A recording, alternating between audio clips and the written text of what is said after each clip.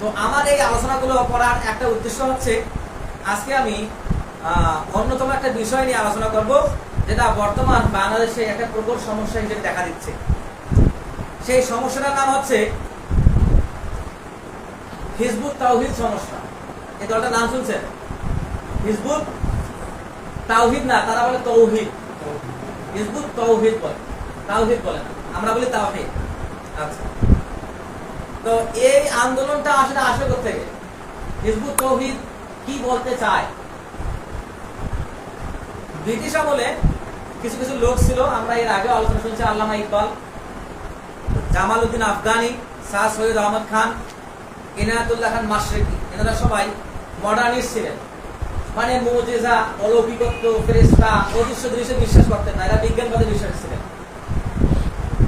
তো এই ইনায়াতুল্লাহ খান মাশরিকি নামে একজন লোক, উনি একটা দল প্রতিষ্ঠা করেন, তার নাম আছে খাকসার তেহরিক। নাম কি? খাকসার তেহরিক। এই খাকসার মানে কি? খাকসার মানে হচ্ছে নিজেকে মাটির মতো তুচ্ছ মনে করে মানুষের সেবায় নিজেকে নিয়োজিত করা, এর নাম হচ্ছে খাকসার। এই খাকসার তেহরিক আন্দোলন উনি শুরু করেন। তো ইনি কি চাইতেন? ইনি চাইতেন ওই যে ডারউইনিজম, মানুষ বানর থেকে মানুষ হয়েছে, এই যে ডারউইনিজম, এই বিবর্তনবাদের ইতিহাসের আলোকে ইসলাম ধর্মকে ব্যাখ্যা করতে চাইছেন। তো তিনি এই আন্দোলনটা প্রতিষ্ঠা করেন। প্রতিষ্ঠা করার পরে তেনারা কি করতেন? বিজ্ঞানের আলোকে যেহেতু ধর্ম ব্যাখ্যা করতে চান, তারা এই আন্দোলনের যারা কর্মী ছিল, তারা এই কর্মীরা সামরিক পোশাক করত। তাদের একটা আধা সামরিক বাহিনীর মতো তারা চলাচল করত, এবং তারা কি করতো? তাদের হাতে করে বেলচা বহন করতো, বেলচা, যেটা দিয়ে আমরা ময়লা তুলে নিয়ে রেখে দিই ডাস্টবিনে, সেই বেলচা বহন করতো এরা। এদের বিশ্বাস কি ছিল? এদের বিশ্বাস ছিল যে ইসলাম দিয়ে ঐক্য প্রতিষ্ঠা সম্ভব নয়, এজন্য সকল ধর্ম মেনে সবাই মিলে ঐক্য প্রতিষ্ঠা করতে হবে। এদের বিশ্বাস ছিল এটা, ইন্টারফেইথ যেটাকে বলে ইংরেজিতে। এরপর হচ্ছে তিনি আবার কি করতেন? তিনি এই আলেম সমাজকে ঘৃণা করতেন, আলেম সমাজের কাছে কোনো কিছু আশা করতেন না। তো তিনি নিজেও কিন্তু আলেম দাবি করছেন। এরপর তিনি কি করতেন? তিনি বিশ্বাস করতেন যে এই মাদ্রাসা থেকে, এই মসজিদগুলো থেকে কোনো রকম নেতৃত্ব আসতে পারে না, নেতৃত্ব তাদের ভিতর থেকে আসবে। তিনি এই বিশ্বাসী ছিলেন। এই আন্দোলনের কর্মী ছিলেন আমাদের বাইজিদ খান কর্মী, এই আন্দোলনের কর্মী। তো এই আন্দোলনটা একসময় দমিয়ে যায়। এরপর বাইজিদ খান পন্ডির বাড়ি হচ্ছে টাঙ্গাইলে, করটিয়া নামক জায়গায়। তো তিনি এই আন্দোলনের একজন কর্মী ছিলেন। শেষ পর্যন্ত এই আন্দোলন যখন দমিয়ে গেছে, স্থগিত হয়ে গেছে, তিনি বাংলাদেশে সেই আন্দোলন পুনরায় চালু করেন এবং একটা দলের নাম দেন হিজবুত তাওহীদ। তার সম্বন্ধে বলি, আমরা সাধারণত কি মনে করি? মানুষ শিরক বিদআত কেন করে? আল্লাহ সম্পর্কে এবং তাওহীদ সম্পর্কে ভালো ধারণা না থাকার কারণে আমরা এটা জানি। তো তিনিও এই কথাটাই বলা শুরু করলেন যে তাওহীদবিহীন বিশ্বাসটাই, তাওহীদ যে মানুষের ভুল বিশ্বাস করে তাওহীদ সম্পর্কে, এজন্যই এই দলটার উৎপত্তি, যে এই থেকে মানুষকে আমাদের বাঁচাইতে হবে। তখন তারা যে হিজবুত তাওহীদ দলটা প্রতিষ্ঠা করলেন, তিনি ছিলেন একজন ইন্টার পাস করা মানুষ এবং তিনি ছিলেন হোমিওপ্যাথিক ডাক্তার। তিনি দাবি করলেন 2008 সালে হোমিওপ্যাথিক ডাক্তার, বাইজিদ খান পন্ডি, ইন্টার পাস। বাইজিদ খান পন্ডি বংশে দল প্রতিষ্ঠা করলেন হিজবুত তাওহীদ 1995 সালে। তারা লেখেন, তারা এত পরিমাণ মূর্খ, ইসলামকে রস্বই দন্তেশকে লেখেন ইসলাম, এ দন্তেশ, মুমিনকে লেখেন মোমেন, জিহাদকে লেখেন জেহাদ, কিতালকে লেখেন কেতাল, এভাবে তারা লেখেন। ওনারা জানেনও না যে আরবিতে একার আর ওকার নাই। আরবিতে কি একার ওকার আছে নাকি? রস্ব উকার আছে এবং রস্ব ইকার আছে, একার ওকার তো নাই। তারা এভাবে লেখে। তো তিনি কি করলেন? এই দল প্রতিষ্ঠা করলেন। তার যোগ্যতা কি? Inter pass. তিনি কোরআন পড়তে পারেন না, আজানও দিতে পারেন না, মানে সাধারণ এলাকার একজন মুয়াজ্জিন হওয়ার যার যোগ্যতা নাই। তিনি এই দল প্রতিষ্ঠা করলেন। প্রতিষ্ঠা করে 2008 সালে 2রা ফেব্রুয়ারি তিনি বললেন যে আমার উপর আল্লাহ ইলহাম করছে। কি করছে? আমার উপর আল্লাহ ইলহাম করছে। 10 মিনিট 9 সেকেন্ডের ইলহাম। সেইখানে উপস্থিত ছিল প্রায় 350 মতো লোক। তাও আবার ইলহামটা কেমনে হয়েছে? ফোন কলের মাধ্যমে। মানে লম্বা একটা ঘটনা আছে, না বললাম, সময় নাই। তো এই ইলহাম যে হয়েছে, তিনি বললেন যে এটা আল্লাহর মুজিজা, আল্লাহ পুরো পৃথিবীর ইমাম হিসেবে আমাকে মনোনীত করছেন, পুরো পৃথিবীর ইমাম হিসেবে আমাকে মনোনীত করছেন। এই জন্য ওনার উপাধি হলো ইমামুজ জামান। ইমামুজ জামান তো বলতে মানে ইমামুজ জামান বলতে। তো এই ইমামুজ জামান তিনি নিজেকে দাবি করলেন, মারা গেলেন 2012 সালে।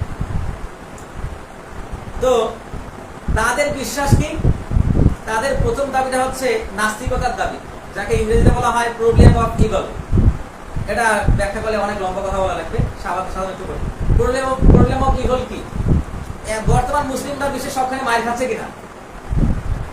এখন কেউ যদি মনে করে মুসলিমরা মায়ের খাচ্ছে, আল্লাহ চাইলে তো মুসলমান এখন সাহায্য করতে পারে, সাহায্য করে না, তার মানে আল্লাহ নাই।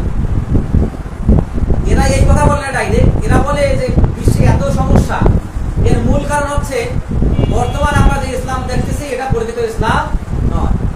তিনি তখন একটা বই কিনলেন, ইসলামের প্রকৃত রূপরেখা, একটা বই লিখলেন। এরপর তিনি আরেকটা বই লিখেন, সেই বইটার নাম হচ্ছে দ্য লস্ট ইসলাম, হারিয়ে যাওয়া ইসলাম। এখানে তিনি দেখাইলেন যে ইসলাম হারিয়ে গেছে, আমরা যে ইসলামটা মানতেছি বাংলাদেশের হিজবুত তৌহিদের অনুসারীরা, তারাই প্রকৃত ইসলামের অনুসারী, এবং বিশ্বে মাত্র 4 লক্ষ মুসলিম আছে। 6 লক্ষ? 4 লক্ষ, ওরা ছাড়া আর কেউ মুসলিম না। এরপর তিনি আর একটা বই লেখেন, এ ইসলাম ইসলামই নয়, একটা বই লেখলেন, মানে আমাদের ইসলাম ইসলাম নয়, বই লিখলেন। লিখে মারা গেলেন 2012 সালে। 2008 সালে তার একটা বিখ্যাত বই প্রকাশিত হয়, তার নাম হচ্ছে দাজ্জাল, ইহুদি খ্রিস্টান সভ্যতা। এই বইটার নাম হয়তো আপনারা জানেন, দাজ্জাল ইহুদি খ্রিস্টান সভ্যতা। বইটার লোগো এভাবে দেওয়া আছে, দাজ্জাল তার হাত দিয়ে বিশ্বটাকে ধরে আছে। এটা বাংলাদেশে 2008 সালে বেস্টসেলার বই, সবচেয়ে বেশি বিক্রি হয়েছে। তিনি এই বইয়ে দাজ্জালকে বললেন যে দাজ্জাল আসলে শরীরী কোনো লোক নয়। এটা কি হাদিস বিরোধী কথা নয়? তিনি বললেন যে দাজ্জাল হচ্ছে ইহুদি খ্রিস্টান সভ্যতা। এটা বলার কারণ আছে, অনেকগুলো কারণ। আমি এই কারণগুলো ইনশাআল্লাহ পরবর্তী ব্যাখ্যা করব। তার মৌলিক ধারণাটা খণ্ডন করব। রাসূল সাল্লাল্লাহু আলাইহি ওয়াসাল্লাম তার হাদিসের মধ্যে কি বলছেন? যে ব্যক্তি সূরা কাহফের প্রথম 10 আয়াত পাঠ করবে, আল্লাহ সুবহানাহু ওয়া তাআলা দাজ্জালের ফিতনা থেকে রক্ষা করবেন। সহিহ মুসলিমে আসছে 809 নম্বর হাদিস। রাসূল সাল্লাল্লাহু তার হাদিসের মধ্যে বলছেন তার এক চোখ কানা হবে, সেটা যেন ভাসমান আঙ্গুর ফলের মতো। এটা বুখারীতে আসছে 7407 নম্বর হাদিস। রাসূল সাল্লাল্লাহু তার হাদিসের মধ্যে বলছেন আদম থেকে কিয়ামত পর্যন্ত সকল নবী তার উম্মতকে সতর্ক করেছেন দাজ্জালের ফিতনা হবে সবচেয়ে বড় ফিতনা। এই হাদিসটা আসছে মুসলিমের 2946 নম্বর হাদিস। সালাতে আমরা দাজ্জাল সম্পর্কে আল্লাহ সুবহানাহু ওয়া তাআলার কাছে পানা চাই কিনা? অফিদনাতুল মাসিহিদ দাজ্জাল বলি কিনা? এই হাদিস আসছে সহিহ বুখারী 1377 নম্বর হাদিস। দাজ্জালের কপালে কাফ ফা ওয়া লেখা থাকবে। এই হাদিস আসছে সহিহ বুখারী 7131 নম্বর হাদিস। 40 দিন পৃথিবীতে দাজ্জাল অবস্থান করবে। প্রথম দিন হবে 1 বছরের সমান, দ্বিতীয় দিন হবে 1 মাসের সমান, তৃতীয় দিন হবে 1 সপ্তাহের সমান, এবং বাকি দিনগুলো হবে প্রতিদিনের সমান, সাধারণ দিনের মতো। এই হাদিস আছে সহিহ মুসলিমের 2937 নম্বর হাদিস। মক্কা এবং মদিনায় দাজ্জাল প্রবেশ করতে পারবে না। এই হাদিস আছে বুখারী শরীফের 1800 নম্বর হাদিস। 70000 ইহুদি তারা দাজ্জাল অনুসরণ করবে, সহিহ মুসলিমের 2944 নম্বর হাদিস আছে। তার আবির্ভাব হবে কিয়ামতের আলামত, এটা সহিহ মুসলিমের 2901 নম্বর হাদিসে আসছে। দাজ্জাল হবে খাটো, সে হবে স্থূলকায় মানে ভুঁড়িওয়ালা, এবং তার চুলগুলো হবে কুকড়া চুল বিশিষ্ট। এটা সুনানে আবু দাউদে আসছে 4320 নম্বর হাদিস। তার সাথে জান্নাত এবং জাহান্নামের মধ্যে দুটো জিনিস থাকবে, সহিহ মুসলিমের 2934 নম্বর হাদিসে আসছে। সে আকাশকে বলবে বৃষ্টি বর্ষণ করো, এবং জমিনকে বলবে ফসল উৎপাদন করে, এবং আকাশ এবং জমিন সেই হুকুম তামিল করে, সহিহ মুসলিমের 2937 নম্বর হাদিস। তার কোনো সন্তান থাকবে না, সহিহ মুসলিম 2927 নম্বর হাদিস। এবং তার আবির্ভাবের আগে 3 বছর ভয়াবহ দুর্ভিক্ষ হবে, এটা মুসনাদে আহমদে আসছে। সে কুরাইশ থেকে বের হবে, সুনানুত তিরমিজিতে আসছে 2237 নম্বর হাদিস। তার অধিকাংশ অনুসারী হবে নারী, মুসনাদে আহমদে আসছে। মদিনায় 3 বার সে যখন আবির্ভাব হবে, মদিনায় 3 বার কাঁপবে, এবং মদিনা থেকে যারা কুফরি করবে এবং বিদআত করবে, পাপাচারী করবে, তারা মদিনা থেকে এই ভূমিকম্পের কারণে বের হয়ে যাবে এবং তার দলে যোগ দেবে। এটা আসছে 1881 নম্বর হাদিসে। সে নিজেকে রব দাবি করে, সহিহ বুখারী 7131 নম্বর হাদিস আসছে। তার সম্পর্কে তামিমা দারির বিখ্যাত সেই গল্প আছে, আমরা জানি, বিশাল একটা হাদিস আছে। ওই যে বন্যায় হারিয়ে গেলেন, তারা এক দ্বীপে গেলেন, সেখানে দাজ্জালের নামক একটা লোভস শরীরে মানুষের সঙ্গে দেখা হলো, রাসূল সাল্লাল্লাহু কাছে এসে তামিম দারি ঘটনা বললেন। এটা সহিহ মুসলিমের 2942 নম্বর হাদিস। এই যে আমি এখানে নিয়ে আসছি প্রায় 30টার মতো হাদিস, আরো প্রায় 50, 60, 70, 100 মতো হাদিস আছে দাজ্জাল সম্পর্কে রাসূল সাল্লাল্লাহু বর্ণনা দিয়েছেন। এবং ইবনু সাইয়্যাদ দাজ্জাল কিনা রাসূল সাল্লাল্লাহু আলাইহি ওয়াসাল্লাম তাকে দেখতেও গেছে। উমর রাদিয়াল্লাহু আনহু সহ উমর রাদিয়াল্লাহু আনহু তাকে হত্যা করতে চাইলেন, তখন রাসূল সাল্লাল্লাহু আলাইহি ওয়াসাল্লাম বললেন যে সেদিন দাজ্জাল ভাই আমি তাকে হত্যা করব, কোন মানুষ তাকে হত্যা করতে পারবে না ঈসা আলাইহিস সালাম। তাহলে এই যে শত শত হাদিস অস্বীকার করে সে বলল দাজ্জাল হচ্ছে ইহুদি খ্রিস্টান সত্য। এবং এই প্রত্যেকটা হাদিস আমি যে বললাম, এই প্রত্যেকটা হাদিসকে সে অ্যালেগরিক্যালি বর্ণনা করছে, রূপক অর্থে বর্ণনা করছে। এই বর্ণনা শুনলে আপনারা অবাক হয়ে যাবেন। এই ধারণাগুলো আপনাদের ভিতরেও আছে, আধুনিক বিজ্ঞানের গল্প। যদি আমি ব্যাখ্যা করি হাদিসগুলো, তাহলে সামনের সপ্তাহে ইনশাআল্লাহ ব্যাখ্যা করার চেষ্টা করব। আপনারা বুঝতে পারবেন যে কি ধারণার ভিতরে আমরা আছি, এই বিশ্বকে কি বোঝাচ্ছে। তার এই যে বিষয়গুলো, তো তাদের একটা মৌলিক বিকৃতি সম্পর্কে বলি, সময় কম, অল্প করে বলি। মৌলিক বিকৃতি আমরা জানি মুসলিম এবং কাফেরের মধ্যে পার্থক্য হচ্ছে সালাত, তাই না? তাদের দাবি কি? ওই যে বললাম যে আল্লাহ সুবহানাহু ওয়া তাআলা তাকে মুজিজা দিবেন, তাকে নবুয়ত দিবেন, ইমামুল জামান হিসেবে তাকে মানুষ উপাধি দিয়েছে এবং আল্লাহ স্বীকৃতি দিয়েছেন। তার দাবি 2008 সালে ঘটনা। তো তারা এখন বলে তারা জিহাদ, কেতাল এবং সন্ত্রাস নামে সে একটা বই লিখছে। সেই বই থেকে তার দাবি হচ্ছে পৃথিবীর সকল মুসলমানের জন্য সালাত ফরজ নয়, পৃথিবীর সকল মানুষের জন্য সালাত ফরজ নয়।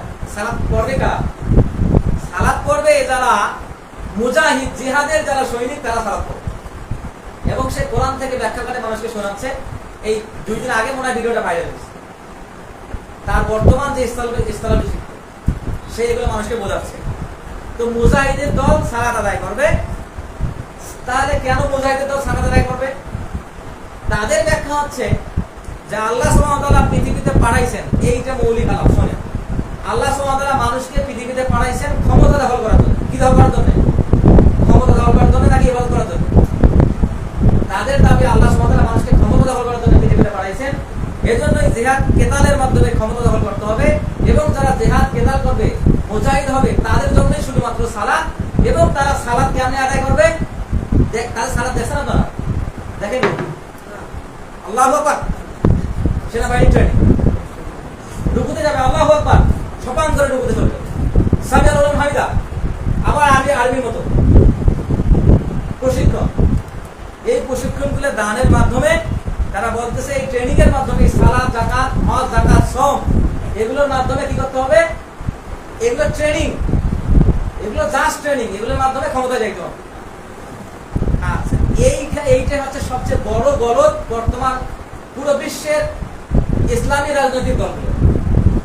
পুরো বিশ্বের ইসলামী রাজনৈতিক দলগুলো কোনো না কোনো কারণে এই গলদের অন্তর্ভুক্ত। যারা বলতে চায় যে আল্লাহ সুবহানাহু ওয়া তাআলা ক্ষমতা দখলের জন্য পৃথিবীতে পাঠাইছেন। এবং বাংলাদেশের প্রথম সারির যারা ইসলামী রাজনৈতিক দল, তাদের ক্ষেত্রেও এই মারাত্মক গলদের কথা আমরা শুনে থাকি। তাদের ক্ষেত্রেও আমরা এই কথাটা শুনে থাকি। এই জন্য এগুলো থেকে আমাদের সতর্ক থাকতে হবে। নাহলে এই ধারণাটাই শত শত দলকে পথভ্রষ্ট করছে। যারা মুসলিম তাদেরকে এই দলগুলোর অন্তর্ভুক্ত করে খারিজিতে পরিণত করছে। এইগুলো থেকে আমাদের সতর্ক থাকতে হবে। এবং এই যে আধুনিক ফিতনাগুলো, ইনশাআল্লাহ তাআলা আমি সামনের জুমায় তারা যে হাদিসে রূপ করতে ব্যাখ্যা করছে এবং দাজ্জাল, এই ইহুদি খ্রিস্টান সভ্যতাকে কেন দাজ্জাল মনে করে, এগুলো ইনশাআল্লাহ তাআলা তাদের বই থেকে টুকে নিয়ে এসে এগুলো আমরা কোরআন সুন্নাহ বলে ব্যাখ্যা করব।